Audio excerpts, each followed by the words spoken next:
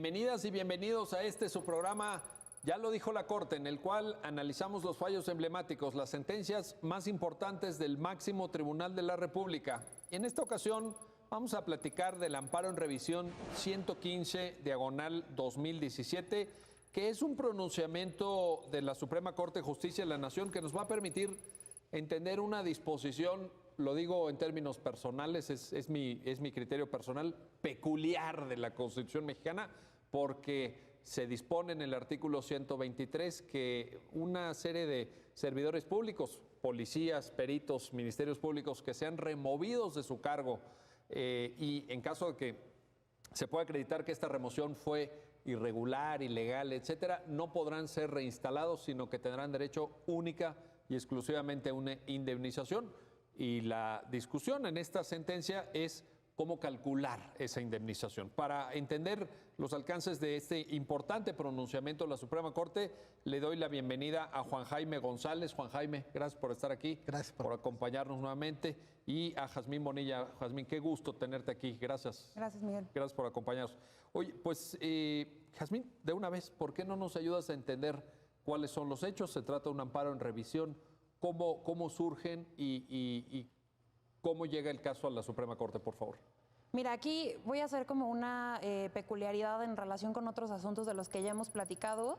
Me gustaría poner en contexto dos antecedentes. Los antecedentes del caso y los antecedentes de esto que comentabas tú de la norma, ¿no? Sí. Entonces, voy a hablar muy rápidamente de los antecedentes de la norma y luego los del caso. Venga. La norma esta es una norma constitucional, bien lo dices, es el artículo 123, apartado B.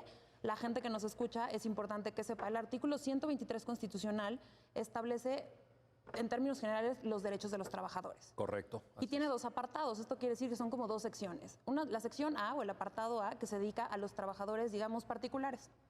Y la sección B o apartado B, que se dedica a los trabajadores del Estado, es decir, a los servidores públicos. Entonces, la norma tiene una historia constitucional muy interesante que en breve, muy breve es, originalmente se daba a los trabajadores sin distinción, el mismo tratamiento. Un buen día alguien se pregunta y dice, oye, es que hay unos que sí trabajan, pero que no son trabajadores normales, ¿no? Son los del servicio público. Entonces vamos a hacerles dos apartados y distinguen estos dos apartados. Pasa y pasa y pasa el tiempo y de repente dentro de los trabajadores del Estado o los servidores públicos lo que dicen es, fíjate que hay unas personas que realizan funciones muy particulares y muy específicas. Y entonces si uno les preguntara al Poder Reformador de la Constitución, ¿y quiénes son estas personas? Nos dirían, pues los que se dedican a seguridad pública o seguridad nacional. Y entonces abren una fracción, que es la fracción 13, para determinados servidores públicos, que son ¿quiénes? Policías, ministerios públicos, peritos, miembros del Servicio Exterior Mexicano y militares y marinos, ¿no? Entonces, dicen, todas estas personas tienen funciones muy específicas para proteger a la nación y a las personas, ¿no? En términos muy generales. Y entonces ellos van a recibir un tratamiento muy específico. Cuando se abre esta posibilidad, la Suprema Corte interpreta esa primera reforma y concluye, fíjate que si bien estas personas prestan un servicio al Estado, no los podemos considerar trabajadores. ¿Por qué? Por las funciones que realizan. Entonces hace como una especie, le llamaré de metáfora, que es una palabra más común para todos los que nos escuchan. Dicen, estos son como si fueran trabajadores, pero no lo son. Entonces, su relación no es laboral, que es la de los trabajadores, su relación va a ser administrativa. ¿Y qué quiere decir que es administrativa? Que en teoría no les rigen todos los derechos que les rigen a todos los trabajadores. Pasa el tiempo y un buen día, no hace muchos sexenios, a un presidente se le ocurre descubrir que hay mucha corrupción en las instituciones policiales, primordialmente. Oye, déjame, yo digo el nombre. El presidente Ernesto Zedillo. Exactamente. ¿No? Entonces empiezan... No, bueno, lo digo porque es público. Claro. Empiezan las reformas desde Zedillo, luego Calderón la fortalece. Pero la primera reforma lo que hace es, oye, parece que las policías están muy corruptas, ¿no? Entonces vamos a empezarles a hacer exámenes de control de confianza. ¿Qué quiere decir esto? Que los someten a polígrafo, es el aparatito que te descubre si estás mintiendo, te someten a exámenes toxicológicos para ver si tienes algún tipo de droga o estupefaciente, psicotrópico, exámenes físicos para ver si tienen aptitudes para pertenecer. Entonces, las primeras normas, los que decían es palabra, o sea, se va a ir muy cruel, ¿no? Pero los que no pasen los exámenes se van. No, bueno, Y eso decía la norma. Ajá, y si pueden llegar a juicio y en el juicio demuestran que deben quedarse, pues se les regresa, ¿no? Se les reinstala. Ahí la Corte empieza a tener una serie de problemas porque, por ejemplo, la palabra reinstalación pues es propia de los trabajadores. Eso sí, y la Corte, de una relación laboral. Exacto. Y la Corte ya había dicho, estos no tienen relación laboral, tienen relación administrativa. Es más, este tipo de personas que yo te mencionaba no van a tribunales laborales, van a tribunales administrativos. Y por tribunales administrativos, para que la gente que nos escucha ubique más o menos, un tribunal administrativo lo que ve son clausuras, impuestos, propiedad intelectual, o sea, cosas que no tienen nada que ver principalmente con los derechos de los trabajadores. Pasa el tiempo y como que ven que las instituciones siguen corruptas, llega el presidente Calderón y propone una reforma un poco más cerrada, ¿no? Y entonces lo que dice es, estas personas si las corremos ya no van a tener derecho a la reinstalación, pero deja por ahí un resquicio de interpretación y la Corte lo que dice es, lo que esta norma quiere decir es que si de plano sí demuestran que no los debieron haber corrido, entonces se les reinstala. Pues como que se enojan ahí un poquito en el poder reformador de la Constitución y dicen, no, esto no es lo que nosotros queríamos. Lo que nosotros queremos es dejar clarísimo que policía que se decrete o se decida su separación, se va y no regresa. Y entonces hacen una última reforma, que es la que está actualmente redactada la norma, en la que dicen es, todas estas personas, los que te decía hace ratito, seguirán los procesos de separación y en los casos en los que no acrediten los requisitos de permanencia o por alguna responsabilidad se les destituya, se les separe o cualquiera que sea el nombre, ahí lo hacen súper amplio, cualquiera que se le denomine, se les separe, bla, bla, bla, podrán ir a juicio, ¿no? Porque tienen ese derecho. Y si en el juicio se determina que fue ilegal la separación o la responsabilidad que se les imputó, no importa, no procede la reinstalación o cualquier concepto que se le asemeje y lo único que procede es una indemnización. O sea, en ningún caso regresarán a ocupar el cargo. Exactamente. Recibirán esta compensación. Exacto. A la que te refieres. Y aquí, ojo, que es importante que es, aunque demuestren que no se les debió haber corrido. O sea, esta es gigante, ¿no? Sí. Pero no es el caso... Por eso me atreví a calificar esta norma como peculiar, entre comillas. Pero si bueno. tú me preguntas mi opinión personal, de hecho yo tengo toda una tesis de maestría dedicada a esta, me parece que está ahí bastantes inconsistencias con la norma, pero bueno, no es el caso hablar de... Ahora, qué bueno que citaste el antecedente. Es bien importante. Porque esto nos permite entender, porque la gente a lo mejor que está viendo el programa dice, oye, pues está muy raro. Exacto. Está muy raro. Entonces, era bien importante ubicar primero no crean que el 123 siempre fue de dos apartados. El 123 sí, o sea, eran todos los trabajadores. Y esta fracción. Exacto, tiene sus antecedentes peculiares, tanto normativos como de interpretación. Ahora, yo me acuerdo que en aquella primer contacto del presidente Zedillo, sobre todo con el tema de PGR, sí.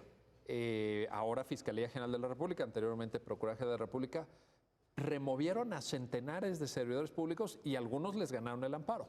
Fíjate que es bien interesante, tanto con Zedillo como con Calderón, cuando uno sabe, lo que sucedió es que se les aplicaron exámenes a todos, a policías federales, locales, como le queramos llamar, AFIS, como se llamaran en su periodo, a todos se les aplican y lo que resultó fue una cantidad de policías destituidos y separados. Sí, estamos hablando de cientos.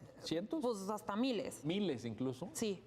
Porque casi nadie pasó los exámenes de control de confianza, porque además también estaban ahí medio que era la primera vez que se regulaban los exámenes de control de confianza, etcétera. Y esto además repercutió en muchísimos amparos, ¿no? Sí. En toda la República. Se litigó porque fueron mucho. Policías federales, estatales, municipales, ¿no? Porque esto aplica para todos los ámbitos. Entonces terminamos con esta norma y pues ahí sí ya la Corte se queda un poquito atada de manos en la redacción textual de la norma y dicen, pues es que, lo que le dice la Corte es, esto es una restricción constitucional absoluta y la Constitución lo dice clarísimo. Ojo, esta reforma viene de antes de la reforma de derechos humanos de 2011. Sí, es correcto. O sea, también es como un poco para entender el contexto de interpretación de la Corte. Entonces, estos son los antecedentes normativos, que son bien importantes. Los antecedentes del caso se dan en este contexto, justamente. ¿Qué sucede? A un policía de la PGR, se le practican los exámenes de control de confianza, no los pasa y se decreta su separación del cargo. Y entonces hace valer los medios de defensa que corresponden. Entonces, lo que sucede es, no le gusta la separación y se va a un primer medio de defensa que se llama juicio de nulidad. Este juicio de nulidad tiene solo efectos de legalidad. ¿Qué quiere decir esto? Que en el juicio de legalidad no se analizaban violaciones a derechos humanos, sino solamente si la resolución fue legal o no. Entonces, en ese primer juicio de nulidad, la autoridad que conoce este juicio concluye que se violaron sus derechos, que no se le debió haber separado, pero por virtud de la prohibición constitucional no se le puede reinstalar y condena a la PGR a que le pague la indemnización constitucional. Empiezan con los llega un amparo directo, pero pues se niega el amparo porque él quería más, o sea, él quería la reinstalación y entonces un tribunal le dice no te puedo reinstalar porque la Constitución dice que no, y entonces empieza el cumplimiento. Y entonces en el cumplimiento que hace PGR le paga. Aquí es la peculiaridad de este asunto. ¿Cuánto le paga y cómo le paga? La ley, la disposición normativa que regía a la PGR en aquel momento dice que a los que se les haya separado la indemnización van a ser 20 días de salario por cada año que haya trabajado o que se haya prestado el servicio, más 3 meses a salario base. ¿Ok?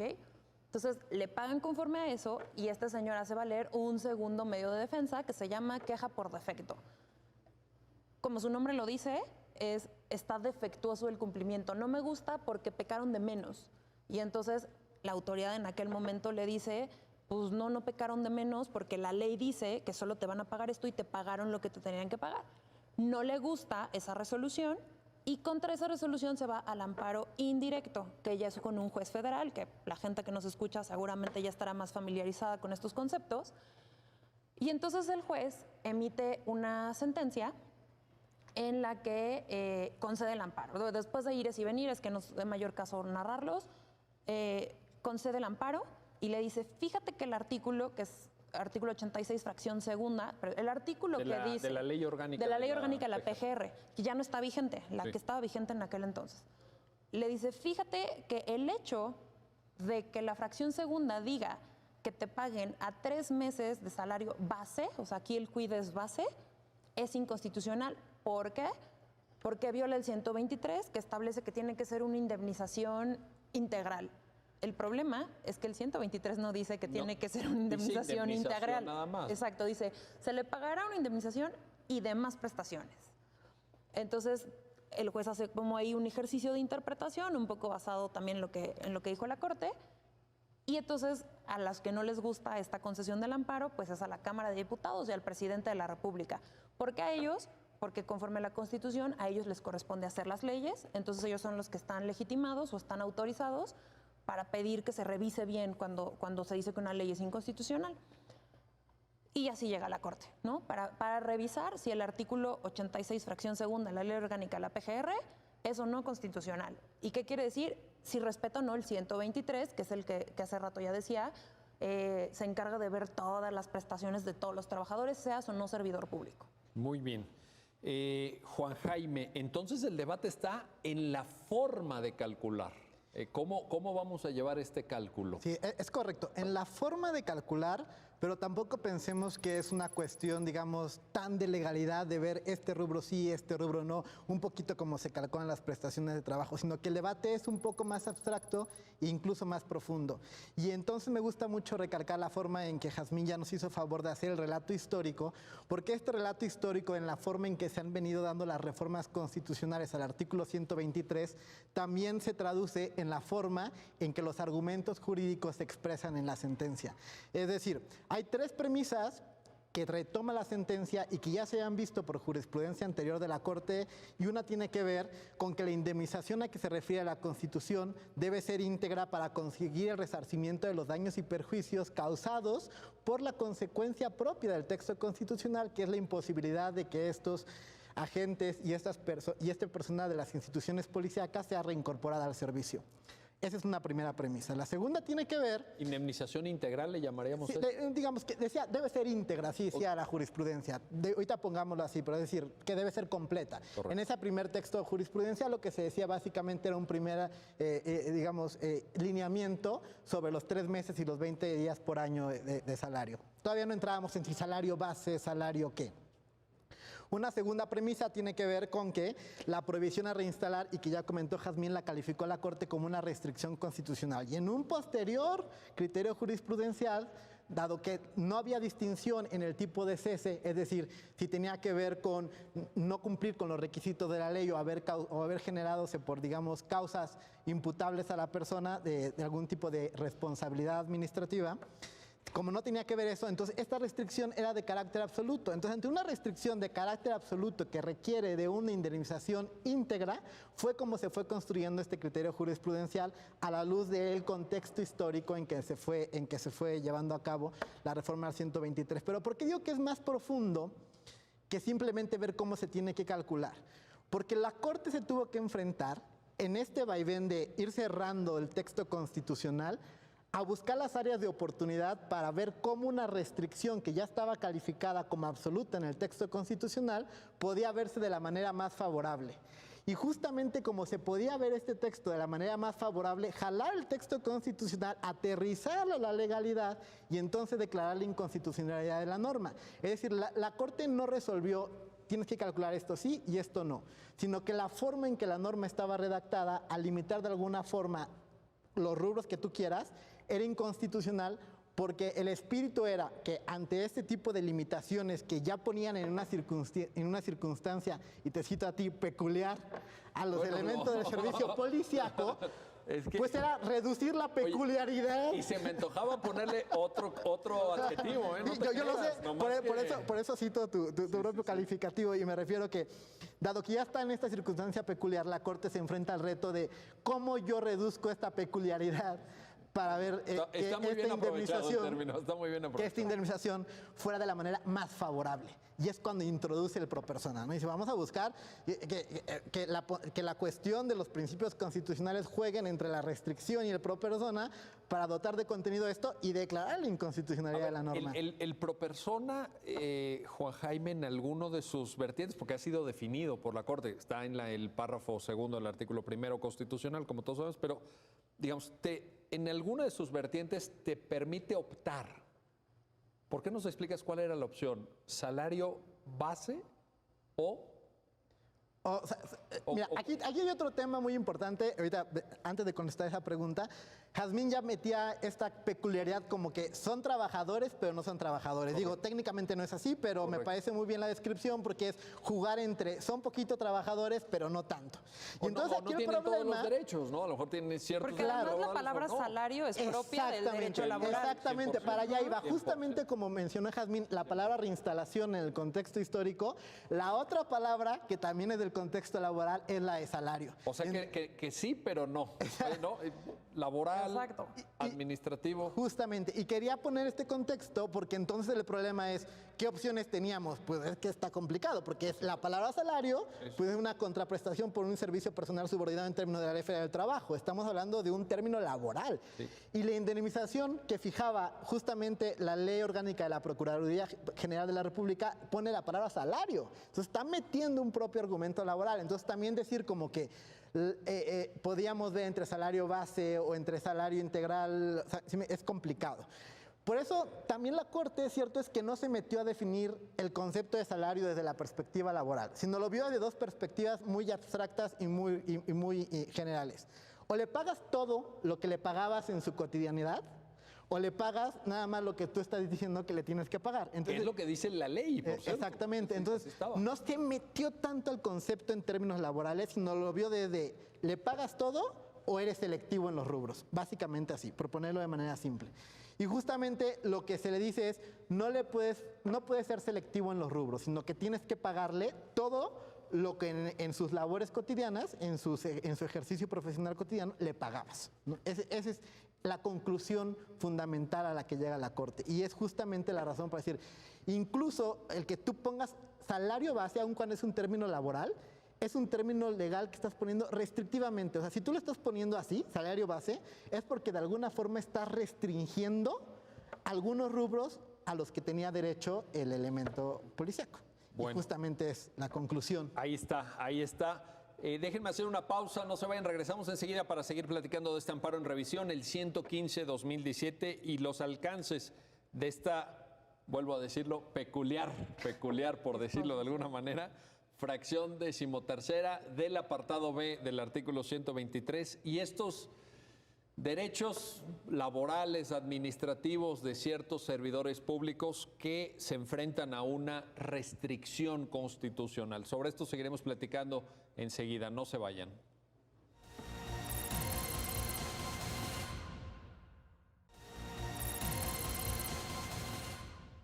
Ya estamos de vuelta, ya estamos de regreso en este su programa, ya lo dijo la Corte, para seguir comentando con Juan Jaime González, con Jazmín Bonilla, este amparo en revisión, el 115/2017. Oye, a ver, Jazmín, pero yo te quiero plantear esto porque me parece que la manera en la que, y tú ya nos explicaste la secuencia de reformas, esto fue producto de un periplo histórico del poder reformador y todo, pero entonces a mí me da la impresión que a la postre, tal como ya está hoy esa fracción 13ª tan peculiar, ¿no?, que habíamos comentado, se presta muchas arbitrariedades, Jazmín, porque sí, se presta que a veces hasta por cuestiones menores o irrelevantes o hasta por actos de corrupción cesen a un funcionario y ya cesado el funcionario, ya digamos expulsado de su tarea como servidor público, ya no puede regresar. ¿No te parece que se presta arbitrariedades esto también? Digo, sabemos que está en la Constitución, pero bueno, pues aquí yo me atrevo a cuestionar esto también, a ver. Sí, no, bueno, y recordamos, ¿no?, que aquí estamos en nuestras meras opiniones. Sí, sí. Mira, a mí, yo destaco dos cosas y ahorita te voy a poner un ejemplo de cómo sí se puede prestar arbitrariedades. A mí lo primero que personalmente, Jazmín, me intriga de esta reforma de la última es que toda la construcción de justificación de por qué se autoriza esta reforma está hecha sobre una presunción de corrupción. O sea, la razón más fuerte que llevó a los constituyentes, bueno, al reformador de la Constitución a hacer esta reforma es todos los policías tienen una presunción de corrupción. Lo cual... A mí me brinca por dos razones. Tú los elegiste y tú lo pusiste porque además, ojo, los policías pasan 3 tipos de examen. El de ingreso, el de permanencia y el de ascenso, ¿no?, si quieren cambiar de categoría. Entonces, si pasaron tus exámenes de ingreso, pues ¿por qué si detectaste la corrupción desde el inicio, los admitiste? Claro. Los de permanencia justifican esta parte. Bueno, ¿qué tal que se corrompen dentro de la institución? Pero entonces ahí entramos otra vez al cómo, pero pues si todos los que entraron eran incorruptibles, porque tú ya los evaluaste, ¿por qué se corromperían? Vamos a dar la presunción de que el hombre es el lobo del hombre, ¿no? Sí. Y entonces empieza este tema de, vamos a hacer exámenes de permanencia. Perfecto, hagámoslo porque pues es valioso que a todas las personas que prestemos un servicio público se nos evalúe de diferentes maneras, ¿no? Y entonces resulta, lo que yo digo es, imagínate que tú tienes un policía que lo destituyes y se anima a ir a juicio para demostrar que no tenías por qué haberlo separado. Y en el juicio te demuestra de fondo, ¿y a qué me refiero de fondo?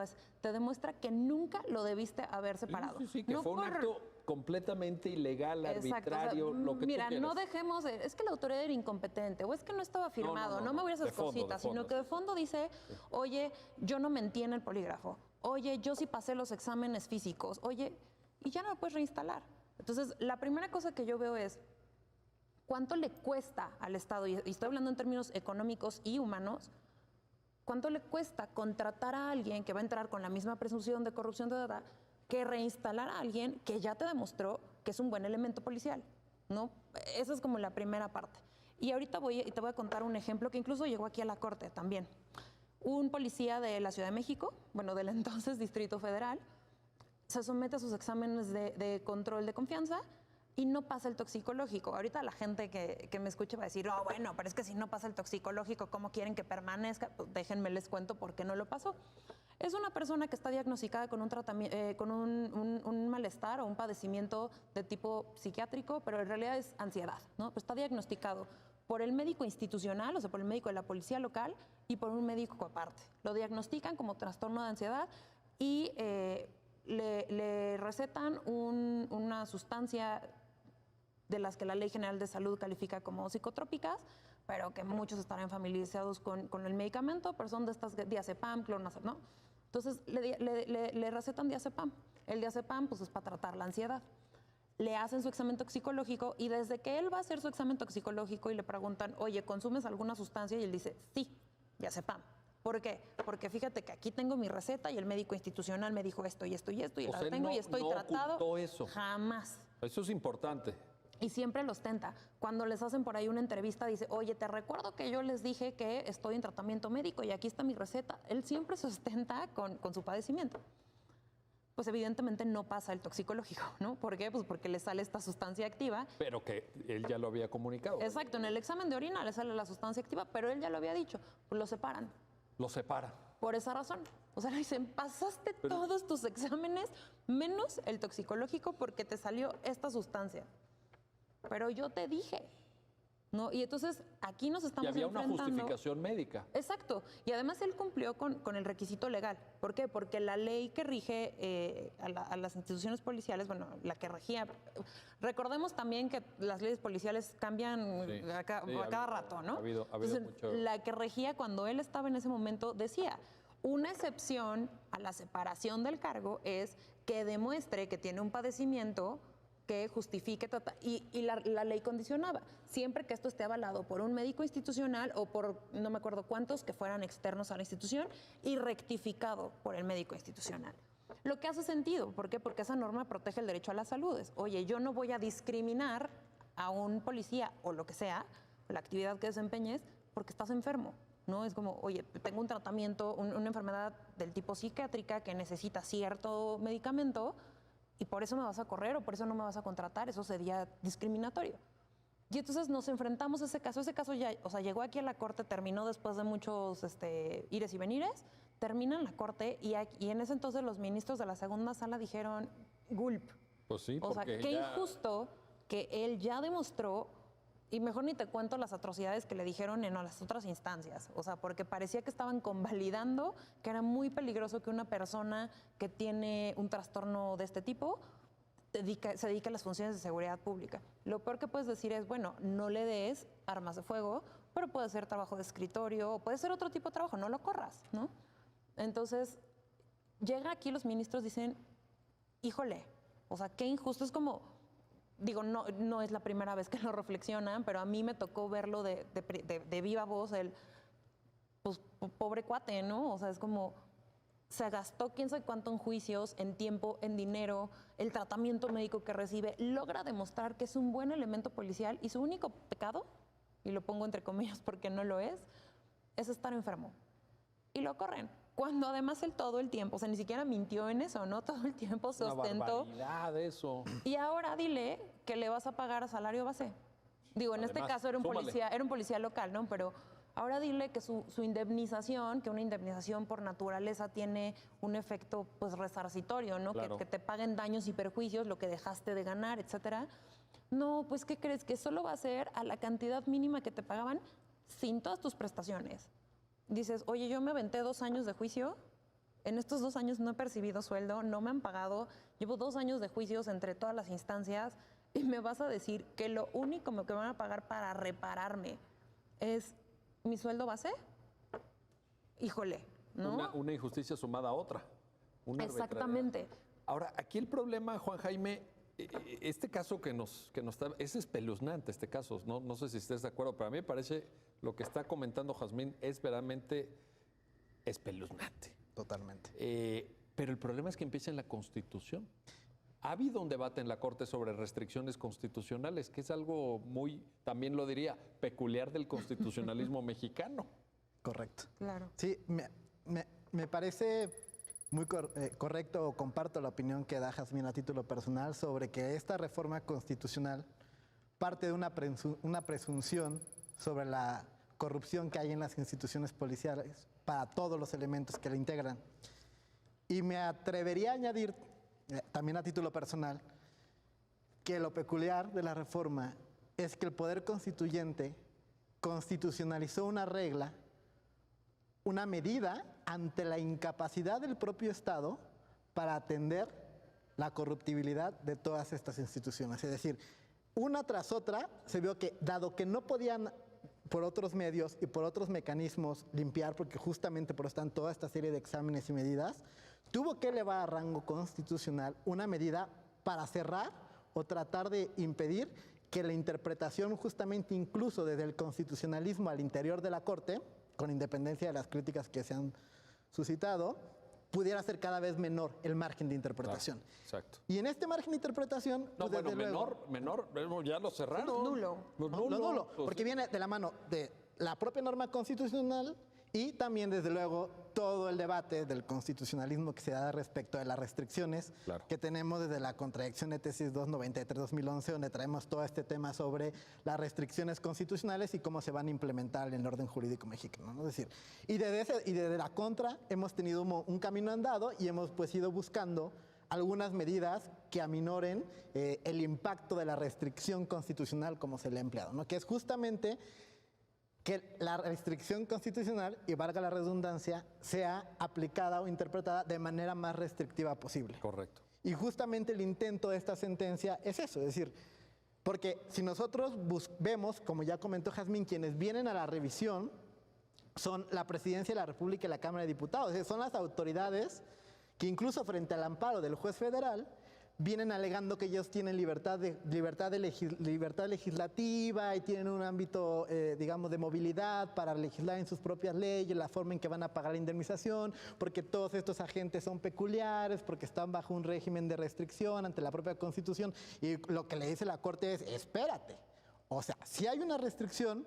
si hay un ámbito que es peculiar, pero justamente porque es restrictivo, tenemos que buscar que las condiciones indemnizatorias y que hay en el campo de la aplicación puedan ser los más favorables a ellos.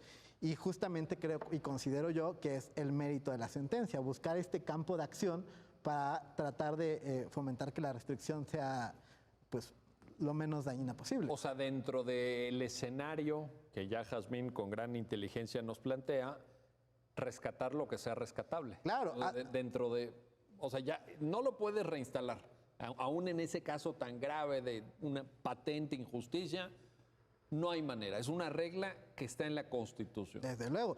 Y lo que viene desde la Constitución es que se indemnice de la manera en que se pueda reparar los daños y perjuicios, y fue lo que se intentó trabajar desde la Corte, pero fíjense cómo desde el punto de vista constitucional habla de daños y perjuicios. De hecho, deja fuera incluso otros elementos que pudiéramos nosotros pensar en términos, digamos, de reparación integral, o sea, se está pagando o se está ponderando los daños y perjuicios que le estamos generando a un agente de una institución de este tipo, el que se le haya separado del cargo de manera injustificada. Pero eso es en cuanto a su separación, pero pues finalmente se quedó ya sin desempeño en el servicio público. Nosotros no sabemos qué va a pasar a futuro, ¿sí me explicó? Son Ahora, muchos elementos que no pero están fíjate, ponderados. la explicación que daba al inicio, Jazmín, digamos, tenía muchos elementos y uno muy interesante es esta diferencia entre relación laboral y relación administrativa. Y a mí me parece que, llámese como se llame esta indemnización, pues pudiera darlo, y lo digo también obviamente a título personal, bueno, ustedes son funcionarios públicos, yo no, y tengo más libertad, digamos, pero tengo más libertad de expresión, digamos, un poquito más amplia, ¿no? Me gusta cómo suena. Un poquito más amplia. No, pero lo quiero decir de esta manera. A ver, me parece que esto no evita que se pueda también intentar una vía en donde se reclame una reparación integral. Quiero decir que pueden haber vías, o sea, esta es una.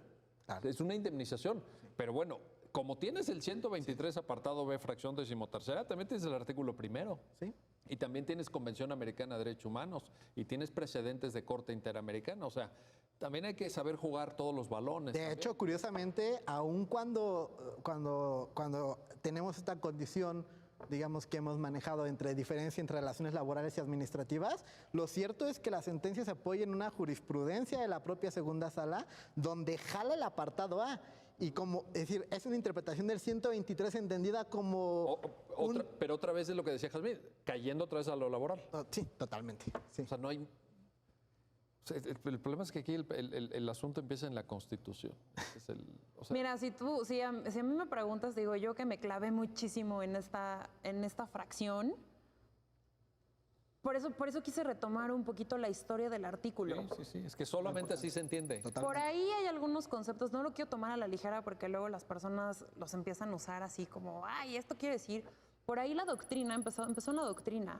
Se está utilizando la doctrina constitucional internacional, sobre todo, un concepto que se llama identidad constitucional. lo que te exige es, ¿por qué a nivel internacional, sobre todo con la creación de las comunidades europeas, de las organizaciones de varios estados, lo que te dicen es, aun cuando estás dentro de una comunidad de estados o de países, acuérdate de quién eres tú como país, ¿no?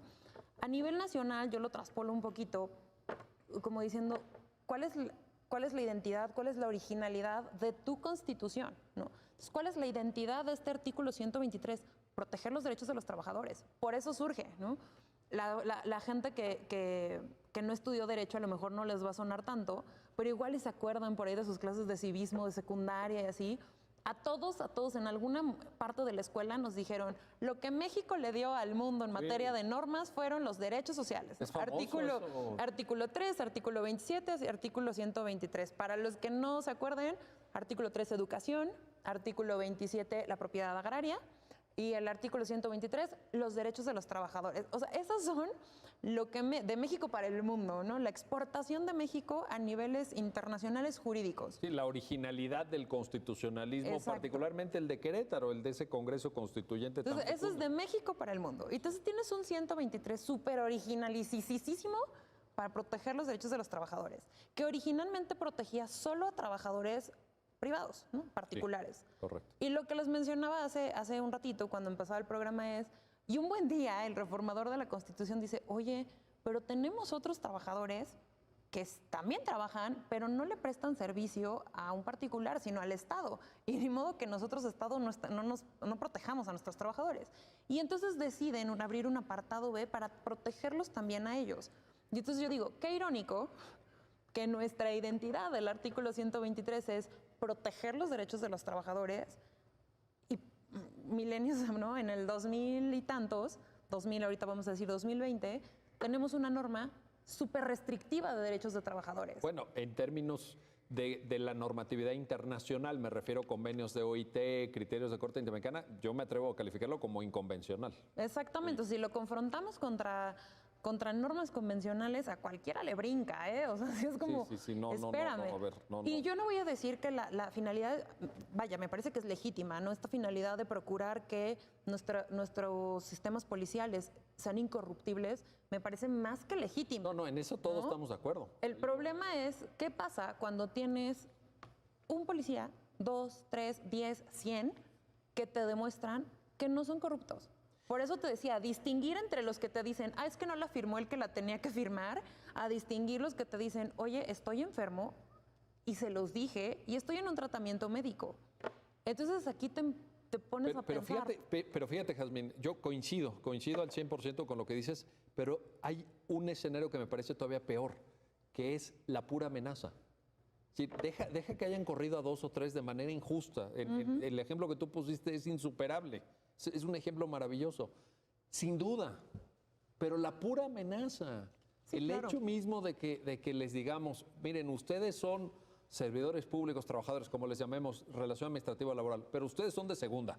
Ustedes tienen menos derechos. Y Ustedes hagas lo que hagas. Y no importa lo que demuestren, cuántos años litigues, a qué instancia judicial llegues, no vas a volver a ser servidor público. Ay. Que además ahí es chistoso, no importa, es más, vete a la corte, ¿no? O sea, la propia Constitución te está diciendo. Aquí está la prueba. La Constitución te está diciendo, vete a la corte y aunque vayas con la corte lo más que te va a poder dar va a ser una indemnización. De hecho, estaba pensando justo en el punto que dijo Jazmín y estaba buscando el artículo, digo, porque aunque lo conozco, no quería errar en la redacción. Pero es curioso porque hasta por sentido común, me parece que el público podría leer, dice, si la autoridad jurisdiccional resolviere que la separación fue injustificada, es decir, la Constitución está validando la injusticia. Sí. O sea, desde un punto de vista sentido común. Dije que era peculiar, pero voy a cambiar por barbaridad. No, ya me lo acabas de demostrar, Juan. Pero eso... Me lo acabas de poner aquí, me acabas tú de poner el balón. Es que, digo, desde el sentido común sí sería cuestión de reflexionar. Sí, tienes toda la ¿Puede una razón. Constitución... Reconocer las una injusticias. Qué bueno que lo citaste a la letra, porque a la letra... ¿Puede una Constitución validar una injusticia? Pues la mexicana sí. Pues lo pongo sobre la mesa, ¿no? Pero es muy complicado. Déjenme hacer una pausa y vamos a regresar enseguida. Caramba, qué programa con Jazmín Bonilla y con Jaime González. Regresamos enseguida, no se vayan.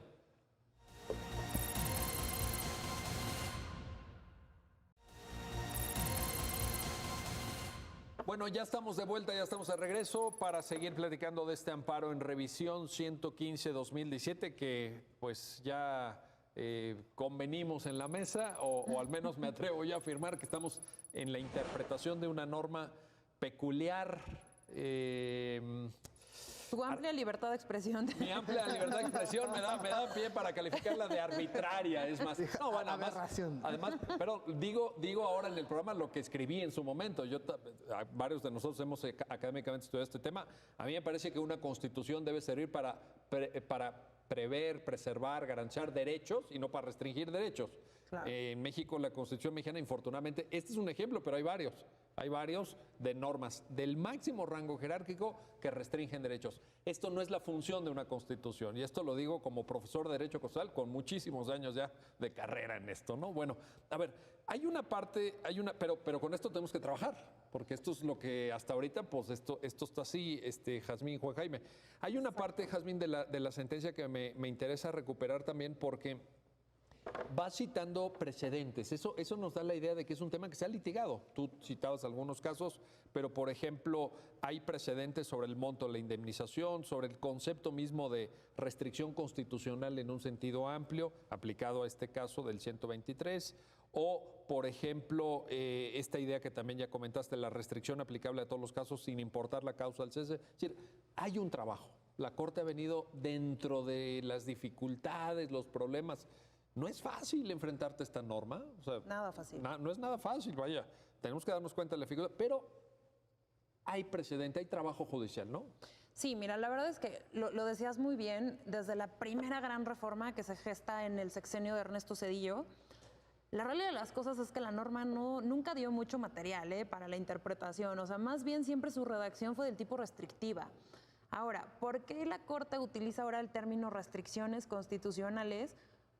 A lo mejor va a sonar mal que lo diga, porque se puso de moda, ¿no? ¿Cuándo se puso de moda? Con esta contradicción de tesis que mencionaba Juan Jaime, la 293. 293, 2011, ya hicimos un programa que es sobre con la eso. que se migra al sistema interamericano, ¿no? Que es cuando se gesta el bloque de... Bueno, perdón. La aplicación en México de Rosendo Radilla. El parámetro de regularidad constitucional, porque no tenemos bloque. Sí. Pero, bueno, finalmente, el gran debate en ese momento del Pleno fue, ¿y qué hacemos con las normas restrictivas? Y es bien interesante porque hubo mucho debate en el Pleno. Había quienes decían, pues es que las restricciones están a la par de este parámetro y entonces hay que ver lo que dice la Convención Americana sobre las restricciones.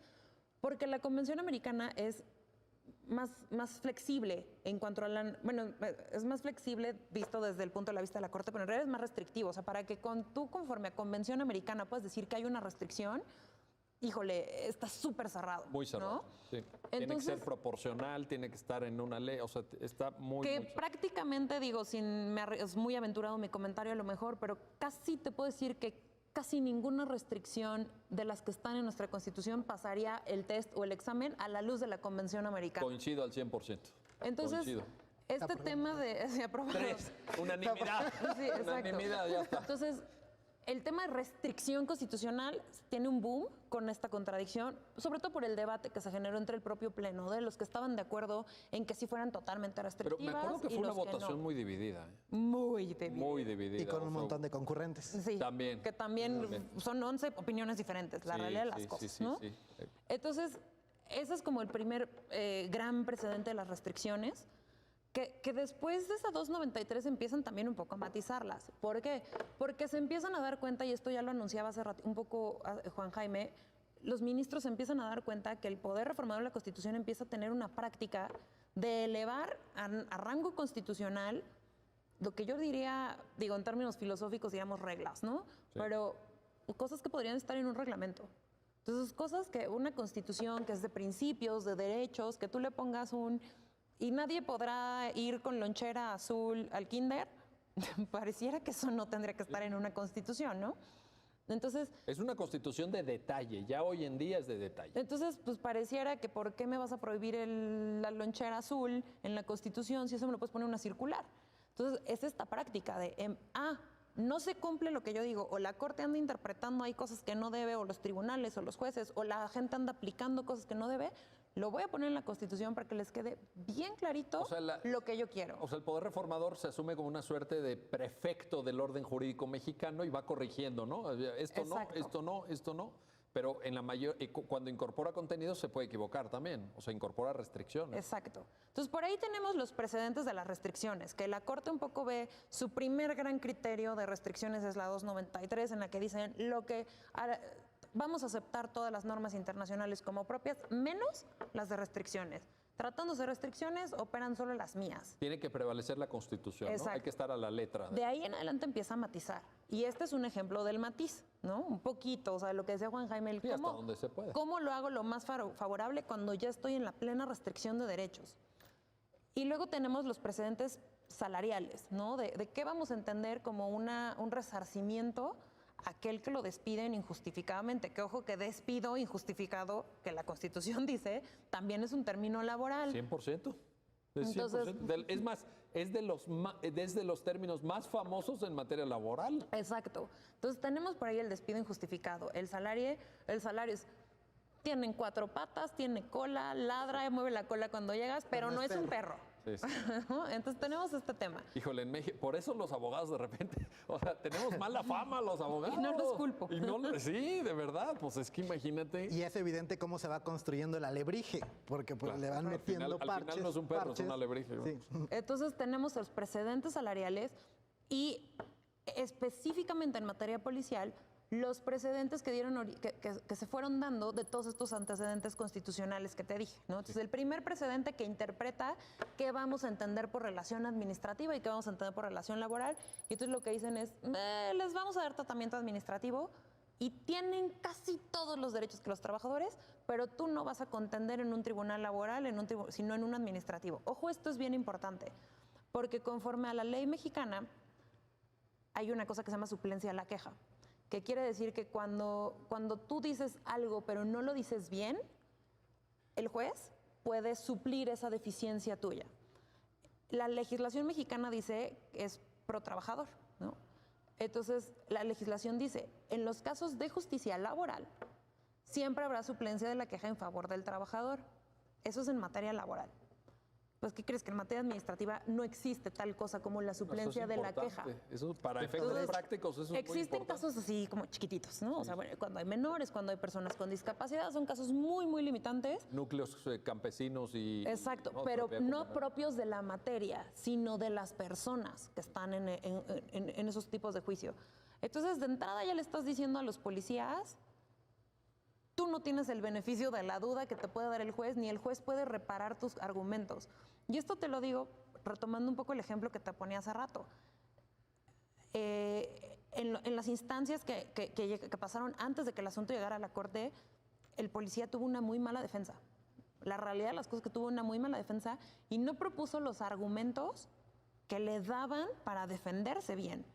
Y pues como era materia administrativa, Pues, ahí no así se podía. siguió. Así no se podía. Gracias a Dios, en su recurso, hicieron un muy buen recurso. Y entonces aquí ya la Corte pudo solventar el tema, ¿no?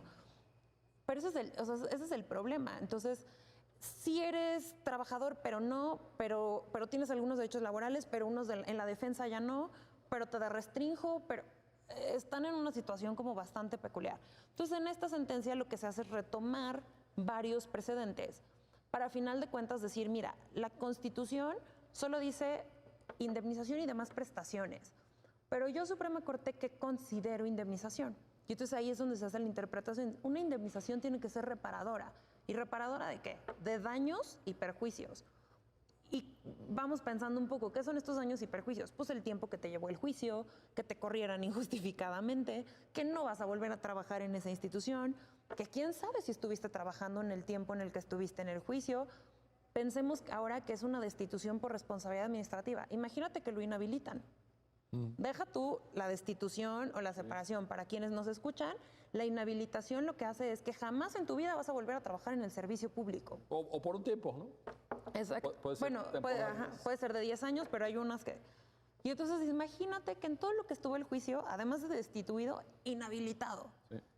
Entonces empiezas a jugar ya con estos conceptos que dices, lo mínimo que puedo hacer es pues que le paguen tal y como ganaba antes, con sus compensaciones, con sus ayudas de despensa, con sus ayudas, con todos estos conceptos que evidentemente la sentencia no recopila. Lo que decía Juan Jaime, no es que vayamos palomeando, ¿tiene derecho a ayuda de despensa? Sí, no.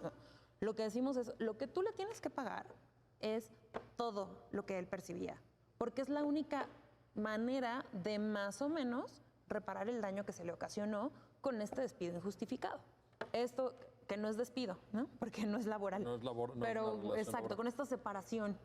Ahora, Juan Jaime, el concepto, digamos, que nos sirve para articular ya en lo normativo este uso de los precedentes a los que Jazmín hace referencia es resarcimiento íntegro. ¿Te parece que es el, digamos, como el punto de llegada? Creo que podría ser un punto de llegada. Me parece que todavía podremos explorar, incluso en otro tipo de litigios, otro caso, aún más allá, algunos rubros de reparación integral. Lo dejo ahí a la academia y al litigio, pero me parece que lo que pudo hacer la reparación Corte... integral ya con Sí. 63 de la Convención Americana. Exactamente, ¿no? es decir, lo dejo sobre la mesa, no es el alcance... Ya nos diste una pista. No ya es nos el diste una alcance pista. de esta sentencia, no Un lo buen es. consejo de No, Juan Jaime, ahí está.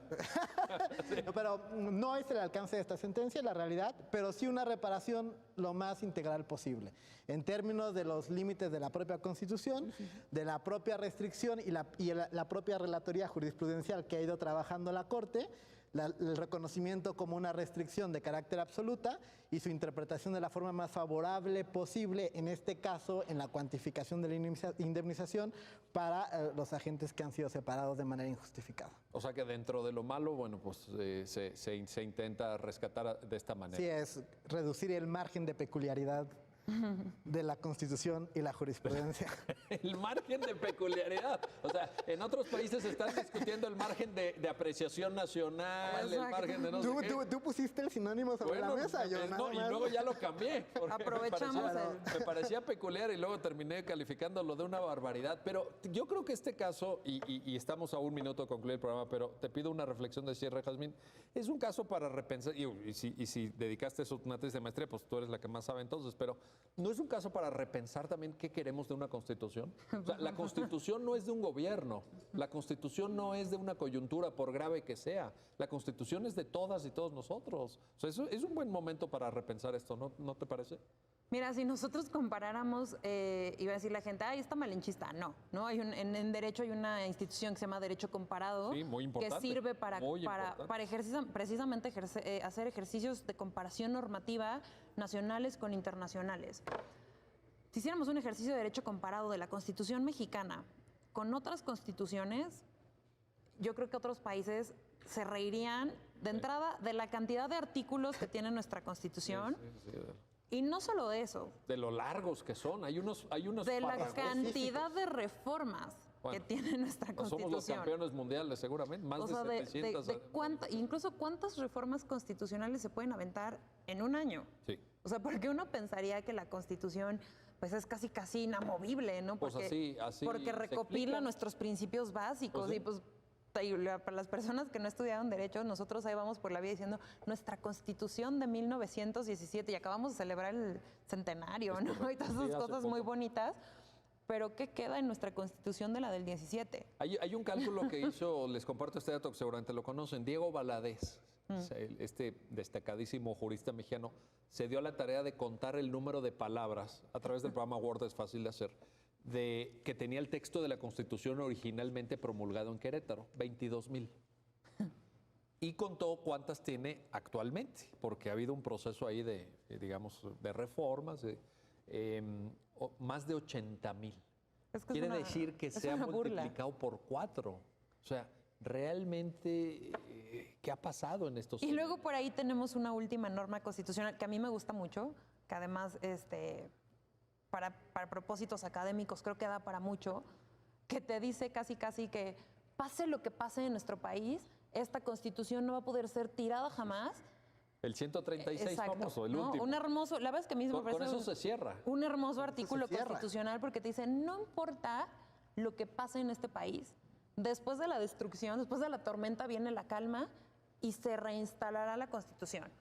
Te está diciendo que no, esa norma lo que te está diciendo es, mira, ya probamos primer imperio, segundo imperio, dictadura, república, centralismo, federalismo, hemos probado de todo y lo que más nos acomodó fue el sistema que tenemos, ¿no? Republicano, democrático, federal, Y dice, si algo rompe con esto que ya tenemos, que medio nos funciona, esta Constitución siempre prevalecerá pasado el caos. A mí me gusta, a lo mejor está como muy cursi, así me gusta, me hace un hermoso artículo constitucional. Y luego volteas a ver los otros 135. Y ya, el caos entonces, ya pasó, ¿no? Y entonces dices, ¿qué tendría que ver la restricción de los policías con el orden de gobierno que se va a reinstalar? ¿Qué tendrían que ver algunas normas técnicas en materia de telecomunicaciones y monopolios? ¿Qué tendría que ver las facultades del presidente de la República en comercio exterior? O sea, ¿qué tiene que ver todas esas cosas técnicas con... O la mención del drenaje que hace el 115, parques y jardines, o los rastros, o el impuesto a las cervezas del 73. No, o sea que... Bueno, está redactado, en la Constitución está incluido, para que lo sepan, hasta el aguamiel, conocido coloquialmente Exacto, como ahí pulque. denle buscar en Word y se van a encontrar unas palabras muy simpáticas en la Constitución. Entonces, a mí no me cuadra nada, ¿no? O sea, no me cuadra que tengamos una Constitución de principios, que un primer constituyente trató un poquito de hacer, entendiendo el caos, ¿no? Del que veníamos, de la revolución y todo, tiene sentido esa Constitución. Y ahorita está plagada de restricciones, de normas técnicas, de normas reglamentarias, por su naturaleza, ¿no? Y por supuesto que lo deseable es lo que mencionabas hace un momento. Una Constitución debe reconocer derechos, ¿no? Y darle a las personas la seguridad de que viven en un país en el que por sobre todas las cosas se van a reconocer sus derechos. Y no reconocer que las cosas injustas pueden pasar y que la Constitución las avala. O sea, y se van a quedar así porque no se puede hacer nada. Exacto. Bueno, pues yo lo veo como un área de oportunidad. Ojalá los legisladores hayan escuchado esta importante reflexión de Juan Jaime González, de Jazmín Bonilla, porque hay mucho por mejorar y mucho por hacer. Gracias. Gracias por ayudarnos Miguel. a entender esta sentencia y gracias a usted que hace posible este programa. Ya lo dijo la Corte, en el cual analizamos los fallos emblemáticos, las sentencias más importantes del máximo tribunal de la República. Hasta pronto.